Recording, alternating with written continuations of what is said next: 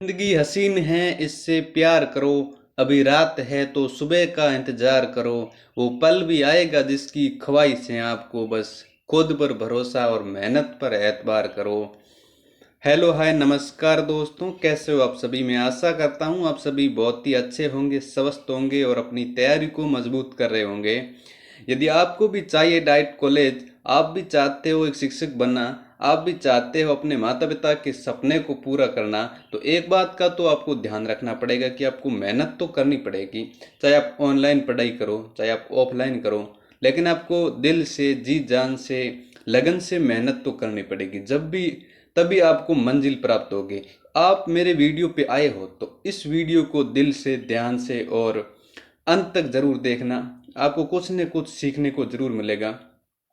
हम आज राजस्थान जीके से संबंधित राजस्थान की जलवायु टॉपिक से 10 ऐसे एमसीक्यू प्रश्न करने वाले हैं, जिसका आप उत्तर देने की कोशिश करें। कितने प्रश्नों का आप सही से आंसर दे पाते हो कमेंट बॉक्स में जरूर लिखिए। बिना देरी के वीडियो को शुरू कर लेते हैं। पहला क्वेश्चन आपके सामने है, वायु दाब को मापने वाले यंत्र का नाम क्या है। तो इसमें जो ऑप्शन है वो थर्मामीटर है, पोटोमीटर है, बैरोमीटर है या हाइग्रोमीटर है।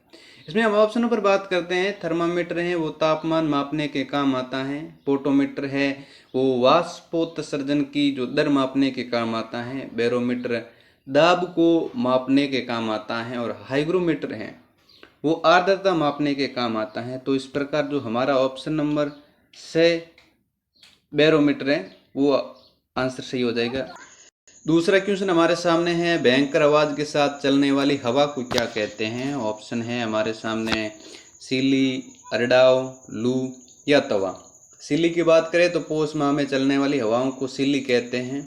अरडाव की बात करें तो भयंकर आवाज के साथ ये हवाएं चलती हैं। लू की बात करें तो ग्रीष्म ऋतु में जो धूल भरी हवाएं बहती हैं उसको लू कहते हैं। और तवा की बात करें तो ये ज्येष्ठ महीने में गर्म हवाएं चलती हैं। तो इसका जो सही आंसर हो जाएगा वो ऑप्शन नंबर बे, अरडाव।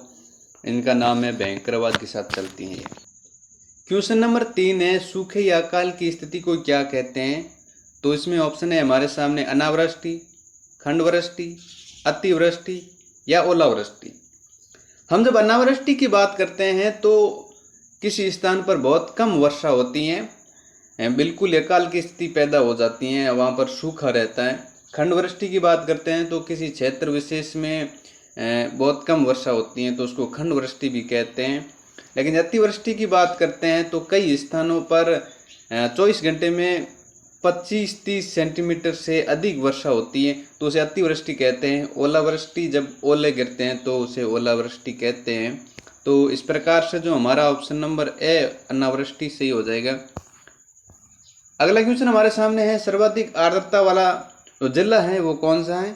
ऑप्शन है हमारे सामने बांसवाड़ा, झालावाड़, कोटा या उदयपुर। तो आर्द्रता की बात करते हैं तो हमारा जो झालावाड़ जिला आ जाता है।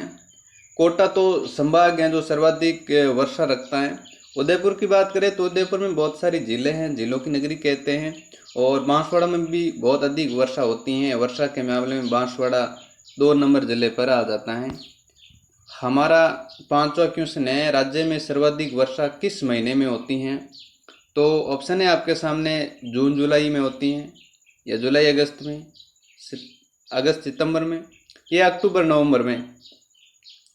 तो साथियों जो इसका जो सही आंसर है वो हमारा हो जाएगा जुलाई और अगस्त में सर्वाधिक वर्षा होती है।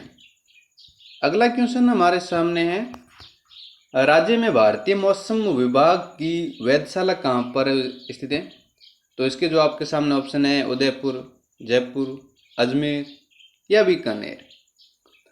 तो जो इसका सही आंसर है वो तो हो जाएगा ऑप्शन नंबर बे, जो वेधशाला है वो जयपुर में है मौसम विभाग की। अजमेर में बात करें तो शिक्षा विभाग है और उदयपुर में झीलों की नगरी है ही। अगला क्वेश्चन हमारे सामने है, 1 डिग्री सेंटीग्रेड तापमान की कमी होती है जब। 1 डिग्री सेंटीग्रेड की कमी कब होती है। 165 मीटर ऊंचाई पर, या 165 मीटर नीचे की ओर जाने पर, या 32 मीटर ऊंचा जाने पर, या फिर 32 मीटर नीचे की ओर जाने। यहाँ पर तापमान की कमी पूछी हुई है, तो हम यहाँ पर ये करेंगे कि 165 मीटर हम ऊंचाई पर जाते हैं ना, तो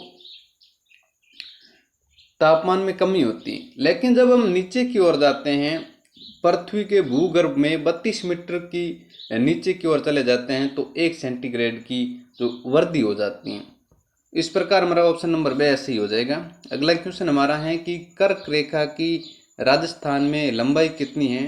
25 किलोमीटर है, 26 किलोमीटर है, या 32 किलोमीटर, या फिर 20 किलोमीटर। तो साथियों, जो इसका सही आंसर है वो ऑप्शन नंबर बी 26 किलोमीटर हो जाएगा।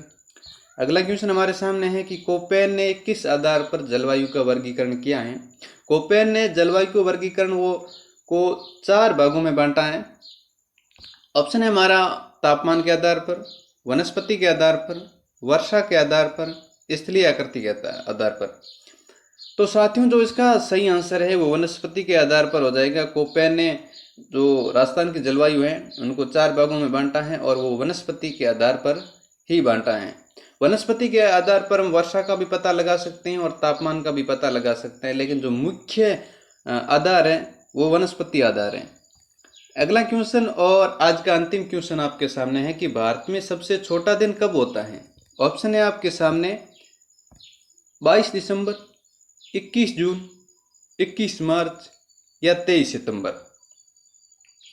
हम बात कर रहे हैं भारत में सबसे छोटे दिन की, यानी कि जब सूर्य की किरणें सीधी मकर रेखा पर गिरती हैं, तो जो दक्षिणी गोलार्ध है वहाँ पर दिन बड़ा होता है और जो हमारे उत्तरी गोलार्ध में दिन होता है वो छोटा होता है। तो भारत है वो उत्तरी गोलार्ध में आता है। तो मकर रेखा पर सीधा कब चमकता है? मकर रेखा पर बात करें तो ये 22 दिसंबर को चमकता है, और कर्क रेखा पर सीधा चमकने की बात करें तो ये 21 जून को चमकता है। लेकिन जब 21 और 23 सितंबर को तो ये सीधा भूमध्य रेखा पर चमकता है, और 21 और 23 मार्च को, ये 21 मार्च और 23 सितंबर को संपूर्ण विश्व में दिन और रात बराबर होते हैं। 21 जून को भारत में सबसे बड़ा दिन होता है और 22 दिसंबर को भारत में सबसे छोटा दिन होता है। इस प्रकार हमारा ऑप्शन नंबर ए इसका सही हो जाएगा।